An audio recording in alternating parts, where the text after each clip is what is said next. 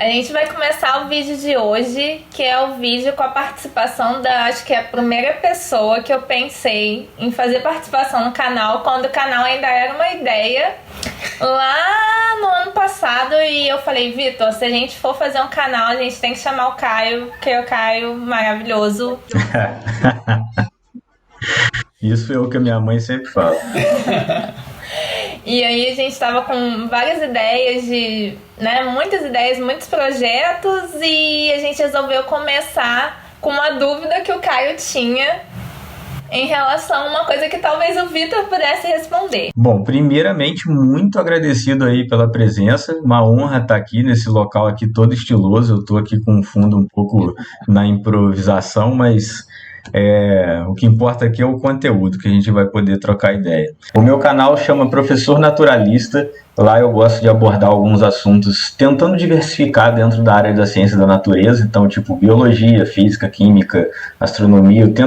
Vou tentar, né? Estou engatinhando aí com os primeiros vídeos, e é porque é a minha área de formação, sou formado em biologia, mas eu não gosto de nichar muito numa coisa só, então eu quero também trazer uma galera das ciências humanas, igual o Vitor, que a gente vai trocar ideia aqui no canal deles, mas a gente vai bolar um outro assunto aí com certeza para falar sobre a relação de humanas com natureza, que vai ficar bem bacana. E outro com a Carla também, com certeza, aí vamos misturar nossas áreas aí já na parte natural, com certeza. Então, muito obrigado aí pela presença, e eu tô ansioso aí para esse papo aí, vamos lá. A gente que agradece, e eu vou explicar mais ou menos o que aconteceu. Vitor tem visto no Twitter o Caio um pouco revoltado. Twitter é lugar para se revoltar. Sobre como os jornalistas lidam com a ciência. E se você for parar para pensar mesmo, eu fui parar para pensar, é uma relação meio bizarra mesmo, né? Assim, sempre tudo parece muito alarmista, tudo parece muito extremo, e tudo parece pouquíssimo explicado, e ninguém entende nada, por mais que se tenha várias notícias. Parece que é mais um campo de desinformação do que de informação. E aí o Caio tem umas perguntas pro Vitor aí. Eu tô meio constrangido porque é o especialista entrevistando jornalista. Isso não é muito comum, né? Fala sério. Você que é o cara que vai tirar minhas dúvidas de por que normalmente o jornalismo atua dessa forma. Mas assim, a minha agonia gira mais em torno de porque, assim, tem uma resposta muito rápida para isso, mas eu acho que, sei lá, cara, é porque o que me dá agonia eu vejo muitas notícias trazidas, obviamente, por jornalistas, porque os cientistas que trabalham com a parte jornalística da ciência, que é publicação de artigo, revistas de cunho mais de publicação científica pura, né, sem nenhum tipo de mídia, esses fazem aquela publicação seca, aquela que ninguém lê, que não tem para vender em nenhuma banca. Você só acessa essas publicações em sites muito específicos e coisas do tipo. Aí quando você vê uma notícia feita por um jornalista em portais, em jornais, em revistas, qualquer veículo de comunicação que chega para o público de modo geral, eu costumo ficar bolado com a forma que é apresentado. Mas eu vou pelo menos tentar dar a minha hipótese de por que isso acontece. E é triste a gente ter essas pessoas que são cientistas e não falam para a população, e quem fala para a população desinforma, né? Então a gente tinha que ter um meio do caminho, e acho que até por isso esses canais, tanto o seu quanto o nosso, a gente está tentando ir para esse meio do caminho, para tentar falar com as pessoas de uma maneira melhor e trazer uma informação mais confiável. Mas assim, o meu raciocínio fica girando em torno de, eu acho que o jornalista ele faz as coisas que eu quero vir a reclamar daqui a pouquinho em prol do trabalho dele, né? Ele tem que vender notícia. O jornalista ele é simplesmente um vendedor de, tá acontecendo tal coisa. Alguns são mais enviesados, outros são menos, mas ele tem que dar a notícia. E igual a Carla falou, se o cientista não dá a notícia, sobra para quem? sobra para o jornalista que não é especializado em ciência. E aí ele vai fazer de um jeito que aquela notícia seja atrativa. É isso que eu estou inferindo como se fosse a realidade. Aí, Vitor, a minha reclamação gira em torno de coisa que eu via acontecer demais. Sempre que eu estava andando na rua, passava em frente a uma banca de jornal, aí eu olho lá para a revista, né? Não vamos citar nomes de revista, mas a gente já sabe quais são. Aí tem, tipo, a cura do câncer até 2025. Aí, quando você vai ver, lá dentro, ele pode estar até fazendo meia-culpa. Ele pode chegar lá e falar: ah, mas é porque teve uma pesquisa da universidade não sei quem, que fulano de tal falou que tem um certo tratamento que está indicando bons resultados. E a previsão do término dessa pesquisa é em 2025. E aí, para vender, ele tem que jogar que é a cura chegando em 2025. Vai um batalhão de gente comprar essa publicação. Só que aí você olha para o cientista que fez aquilo, o que ele fez? Ele ficou no laboratório dele, fazendo o raio da pesquisa. É compreensível que ele não faça a divulgação da forma adequada, porque ele tem o trabalho dele para fazer e sobrecarrega. O ideal é que tenha uma equipe ali de divulgação que vá em todos os laboratórios de uma universidade e fique fazendo o quê? E aí, o que você está fazendo? O que eu posso divulgar para o público? E claro que perguntar, né? Ó, eu quero divulgar dessa forma, tá correto? Aí a pessoa vai falar: não, isso aqui você não pode publicar dessa forma. Pelo menos é o meu jeito de pensar que eu acho que deveria acontecer a notícia, mas não acontece. Tem uma falha de comunicação dos dois lados. Esse é o meu ponto de vista que me deixa revoltado. Tem a parte de querer vender, sim, óbvio, principalmente alguns títulos que têm mais do que outros, inclusive, e tem um apelo sensacionalista, mas tem a parte de querer seduzir o público para ler aquela matéria. E aí, assim, tem uma linha teórica de estudo no jornalismo que vai defender muito o sensacionalismo como sendo um valor notícia. Assim, a notícia tem que ser atrativa, senão ela não vai conseguir ninguém que leia.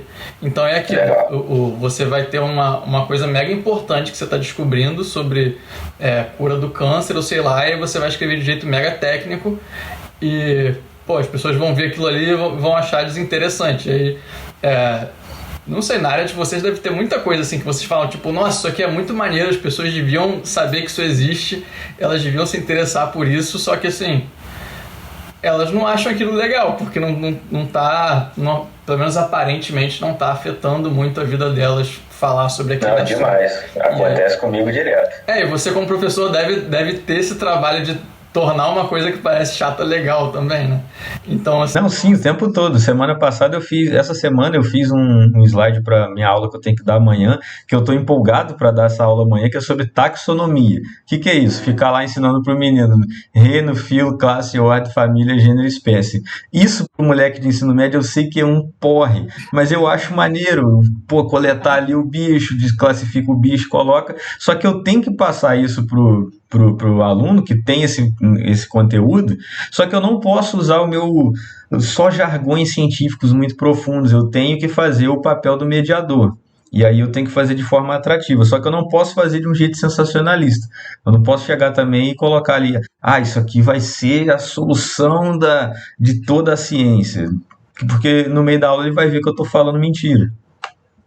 Mas será que é também porque, não sei, às vezes esse jornalista ele tem zero compatibilidade com a ciência.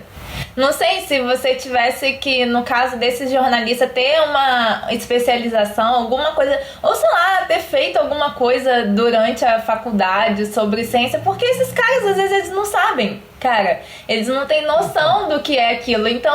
Na hora de noticiar, talvez fique pior ainda. Na faculdade não tem nada assim que vai te direcionar.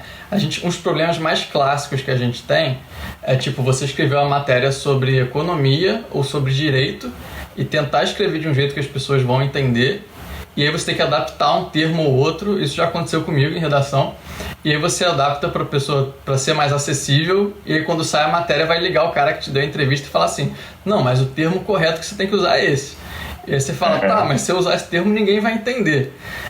Esse tipo de coisa você vai aprender na prática. Como o jornalista que é especializado em editoria de economia, ou o cara que é especializado em divulgação científica, ele acaba aprendendo na prática. Ele pode até fazer um cursinho depois. Pô, mas parece que muita gente não é especializada em divulgação científica. Ninguém sai da faculdade preparado para adaptar linguagens. Você tem que ir aprendendo. E aí entra a questão da rotina também, e vai variar de jornal para jornal, mas assim, dependendo, você tem 10 matérias para fazer ao mesmo tempo e ter que se preocupar em adaptar o que cada um falou e em dar pontos. Eu tô defendendo bastante aqui, mas eu tenho uma visão bastante crítica também, porque eu tô querendo botar algum nível de contraponto. Não, show, com certeza.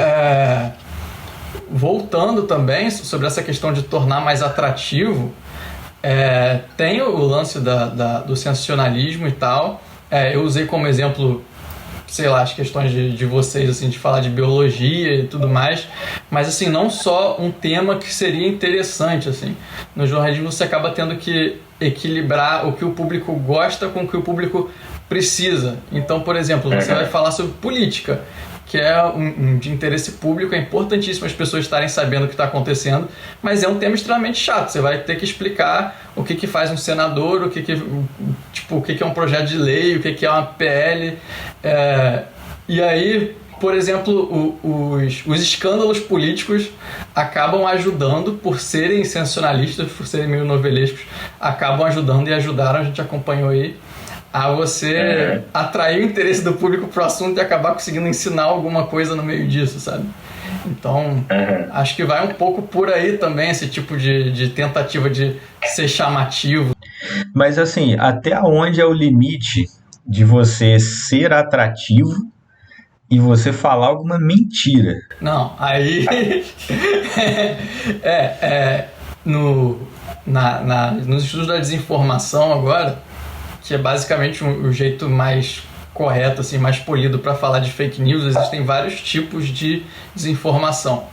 E aí assim, as pessoas acabam tratando por fake news um monte de coisa, né? Mas tem a desinformação que é a informação errada, tem a informação que é compartilhada porque você não sabe, tem a desinformação que é uma manchete que te engana e quando você entra na notícia, acho que isso é muito comum, e aí a pessoa acha que fake news é só uma coisa produzida para atacar alguém, é uma mentira descarada, mas às vezes é só uma manchete que te induz a pensar outra coisa e quando você entra, você acaba sendo enganado. E aí sobre sensacionalismo, eu estava lembrando, quando eu estava na faculdade, começando a faculdade, lançaram Meia Hora. E aí era uma polêmica absurda. De tipo, isso não é jornalismo ou isso é genial.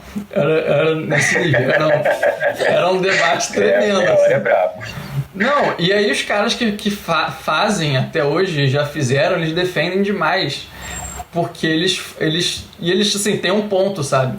Eles mostram como que eles conseguiram atingir uma população que não ligava para um monte de assunto importante através das piadas, sabe? Eles já foram no começo até mais, assim, escandalosos de mostrar mais sangue, mais morte, assim. E agora eles acham que eles foram achando um caminho mais da piada. E que mesmo assim, capa da Meia Hora, você sempre vai ter os estímulos machistas clássicos, assim, é uma bunda, uma pessoa que morreu e futebol. Tipo, violência, sexo e futebol, sempre tem. Mas a justificativa deles é essa, assim, eles usaram de um sensacionalismo absurdo e de piadinha, que a princípio não teria muito a ver com o jornalismo que se considera sério, mas para fazer muita gente voltar a se informar, assim, por jornal e tal. E aí, lógico, continua muito questionável, mas é uma coisa que dá pra você pensar, assim, ok, é um caminho que os caras acharam, será que dá pra melhorar? O que a gente vai fazer pra melhorar? Porque esse tipo de público... Eles primeiro ocuparam o espaço pra depois ir aprimorando, né? Eu lembro que na época da faculdade eu ouvi esse argumento, tipo assim, isso já aconteceu com outros jornais, tipo o Extra eu acho que já foi assim, já foi bem pior. E aí o jornal vai aos poucos. Eu não fui muito convencido na época, mas o que me jogaram é isso. A lógica do jornal é ser assim, meio escandaloso e aos poucos ele ganha esse público e ele vai educando o público. Então, de pouquinho em pouquinho, ele vai botando uma matéria de alguma coisa um pouco mais séria e outra. E aí o jornal vai tentando, assim, evoluir o padrão junto com o público, né? Uhum, entendi. É, porque eu fiquei também um pouco revoltado recentemente. Isso aí sempre me deixou revoltado. Só que nessa época, os papos estão ficando muito desagradáveis. Porque, por exemplo, sai um micro artigo pequenininho lá falando que tal medicamento foi promissor no teste in vitro de não sei o que do coronavírus. Aí pronto, e o remédio tal funciona. E aí esgota o remédio da prateleira, o presidente manda fazer toneladas do remédio no exército e pronto, né? Agora a gente está com a ivermectina aí que, cara. Mas a base da cloroquina é louco, né? De onde ele tirou isso? É um estudo em que, tipo assim, não deu certo. Mas naqueles que sobreviveram, tipo, 100% dos que não morreram se curaram. E aí, que base é essa, sabe? 100% dos que não morreram. Tudo bem, morreu 90% do seu público, mas daqueles 10% eles se curaram. E da onde você tirou que foi a cloroquina, ou sei lá, de onde que ele tirou isso, né? E agora tá a ivermectina em alta, que, pô, pra você fazer ela funcionar pro coronavírus, você tem que tomar uma dose que vai te deixar sem verme até 2050. Aí, cara, o ruim é que, pô, a pessoa que vai publicar uma notícia sobre isso, ela pega a informação, ó, o novo remédio pode ser promissor. Beleza, aí publica isso. Aí o cientista que estava envolvido nesse trabalho, ele vai chegar e falar para a galera, peraí, não é bem assim não, debreia, dá aquela freadinha aí. Mas a população já vai ficar revoltada com ele. É tipo, nossa, parece que você não quer que a gente se cure. Não, cara. Está certo para dar errado. Cara, como assim, velho? Isso pra mim foi bem previsível, porque assim, a questão do coronavírus tem tanto as fake news descaradas mesmo, falando que o negócio dá certo, que curou não sei quantas pessoas e tal, quanto tá rolando um monte de matéria, tipo, no jornal, na TV, falando cientista descobriu uma vacina muito promissora, tá prestes a sair, sei lá, matérias que estão dando uma esperança que não era pra dar. Mas assim, faz parte, eu tava achando que isso ia acontecer já, porque faz parte da lógica capitalista da emissora mesmo, assim. No começo do coronavírus, falar sobre a doença e sobre o número de mortes estava chamando muito a atenção. Agora isso ficou tipo normal, isso é de todo dia, né? E banalizou. Assim, e aí agora quando eles dão uma esperança de cura, tem um lado positivo, que é o que eles defendem, que é assim, a gente só tá dando notícia ruim e tá deixando todo mundo com a cabeça ruim, vamos tentar dar esperança. Mas é o lado positivo que eles defendem, mas também é meio assim, ingênuo. Vamos dar uma esperança mentirosa pra esse povo aí. Achar que é só isso, assim, você hoje falar de cura atrai telespectador, ponto, assim, você vai ter gente lendo, vai ter gente empolgada, como antes falar sobre morte atraía mais, né? Acho que tá indo nesse caminho agora. O ideal seria que as pessoas buscassem a notícia direto da fonte. E, por sorte, eu acho que está tendo uma mobilização muito grande das pessoas em ter uma maior divulgação científica, e eu estou vendo instituições que têm a ver com pesquisa colocando algumas pessoas para ser o social media. Igual hoje mesmo saiu notícia do Butantan falando que vai ter vacina muito provavelmente pronta em dezembro, e foi publicado por eles no Facebook da página do próprio Butantan, com um visual nada técnico, nada cheio de jargões, nem nada. Dava para ver que era alguém que olhou, eu tenho que publicar isso aqui de um jeito adequado. Só que o ruim é que as pessoas, de forma geral, acompanham o quê? Televisão e WhatsApp, né? E no máximo ali uns Facebook de portais ruins. O fenômeno que está acontecendo agora dessa pulverização de mídias é ótimo em vários sentidos e terrível em outros, né? Porque antes você dependia de um jornalista ou de uma TV, de um jornal, achar o assunto interessante para você conseguir aparecer. E eles iam meio que definir a versão, o jeito que eles iam dar e tudo mais, e lógico, de acordo com os interesses econômicos, empresariais deles e tudo mais. Hoje é muito mais fácil, isso inclusive a gente consegue ver nas redações, as redações estão mega enxutas, demitindo todo mundo, e as empresas estão criando setores de comunicação muito maiores, assim, mais bem elaborados. E aí cada empresa consegue ter seu site, que tem um blog, que consegue ter seu canal no YouTube e consegue falar diretamente com o público. Só que isso está acontecendo, está pulverizando. Então o cara não vai conseguir todo dia checar todas as fontes. Esse meio que era o trabalho do jornalista, né? Para saber que, hoje saiu um trabalho legal lá no Butantan, mas será que o IBGE lançou uma coisa legal hoje? Vai no site do IBGE. Tipo, ninguém tem muito esse tempo. E ao mesmo tempo, a quantidade absurda de opções que tem deixa todo mundo meio perdido. E aí é meio que esse fenômeno que a gente está vivendo, inclusive com a mídia tradicional, assim. O pessoal não está mais acessando tanto ela, mas ele também não sabe o que ele vai acessar. Tá faltando esse filtro, sei lá, alguém para conduzir, e aí isso abre espaço para o cara meio que assim, acabar acreditando no que ele quer, né? Abre espaço para muita coisa. Isso aí é um sério problema.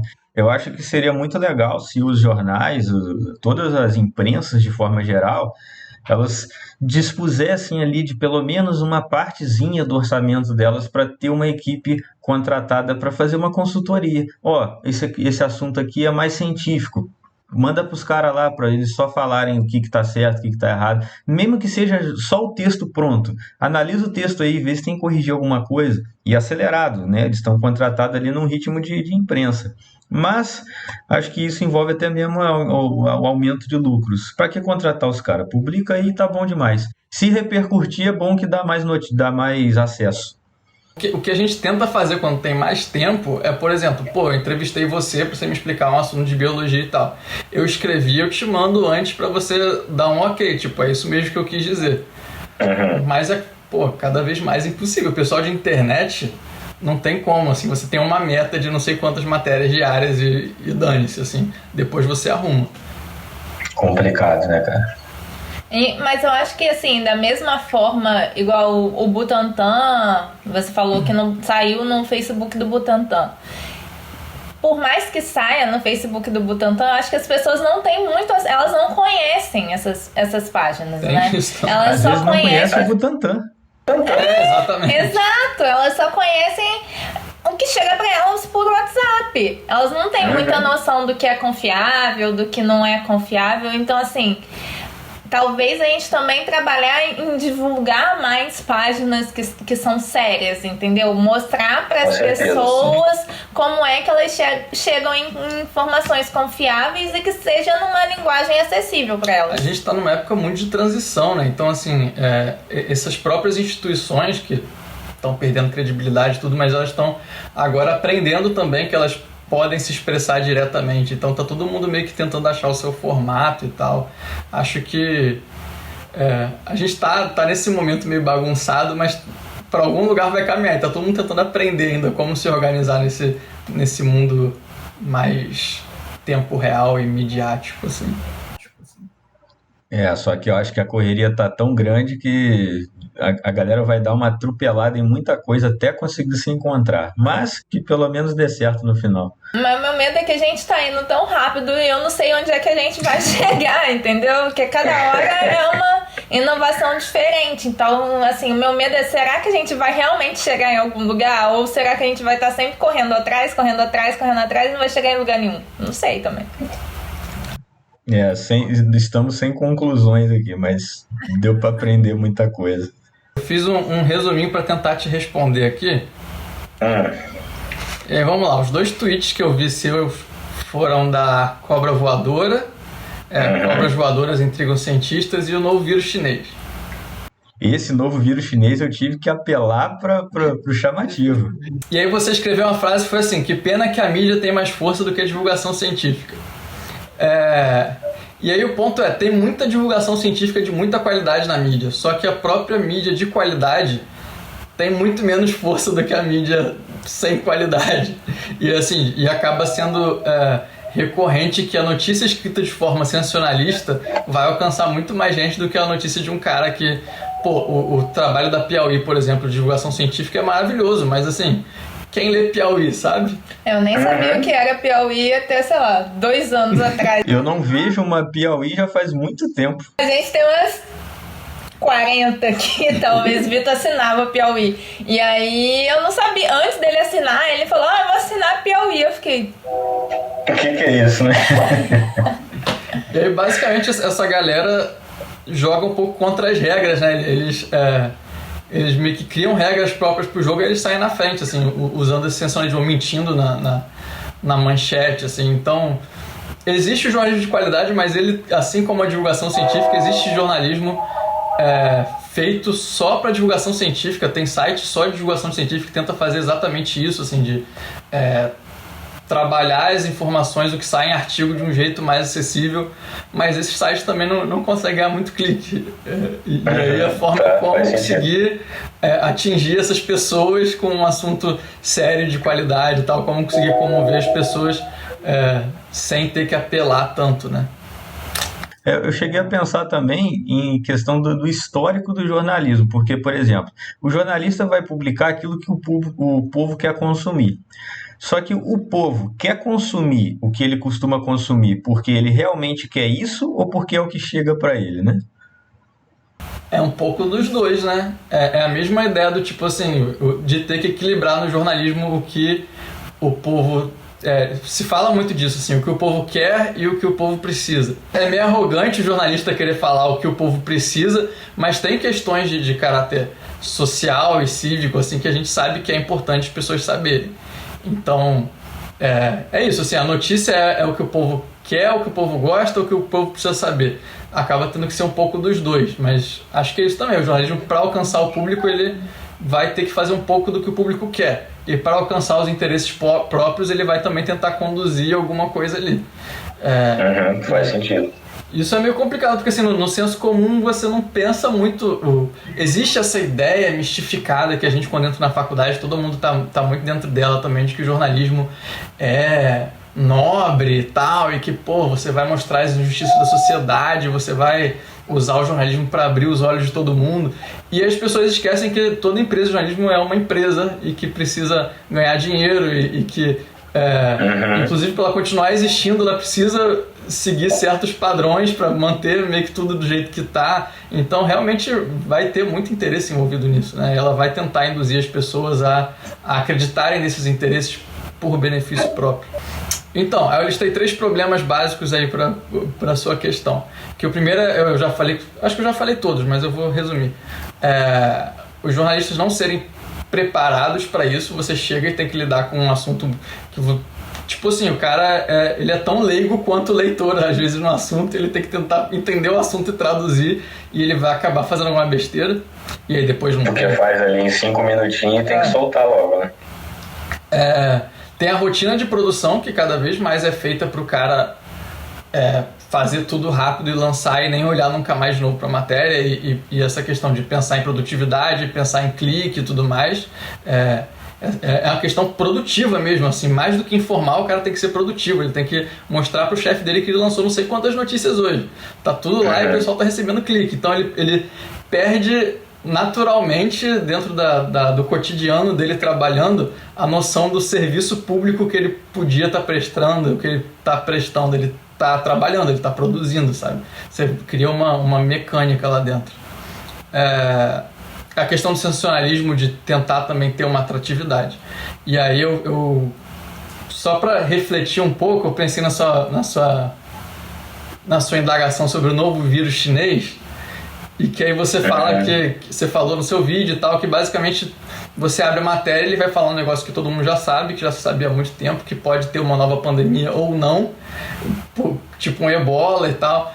E aí, tipo, talvez a única chance, ou talvez algumas pessoas só aprendam isso porque ela ficou curiosa sobre poder ter um novo vírus chinês, entendeu? De novo, eu não estou defendendo, mas tentando analisar se tem um lado positivo nisso, ou se pode ter um pensamento nobre nesse sentido. O cara, assim, tem uma informação muito legal aí, científica, o cara não faz ideia, assim, que é tipo, sei lá, o pessoal ainda tá caindo um monte de história de fake news de Covid, não sabe muito bem como apareceu, não sabe que isso pode acontecer de outras vezes, e aí ele consegue aprender alguma coisa de ciência ali, por mais que não tenha toda aquela emergência que a chamada estava dando e tal. talvez seja o jeito que alguém encontrou de divulgar a ciência para um público que não teria o menor interesse, sabe? Eu tenho visto uma galera na internet fazendo notícias reais usando o formato de fake, enchendo de emoji, falando que é conspiração contra os Estados Unidos, que não sei o quê, e mandando soltar no WhatsApp para poder rodar mesmo, só que com um conteúdo verdadeiro. São A gente táticas, chegou né? a conversar sobre isso, pensando assim, em que momento, até onde a gente pode ir e como é que a gente consegue conversar com as pessoas, porque conversar já tá difícil e passar o conteúdo tá difícil, então talvez popularizar essa linguagem.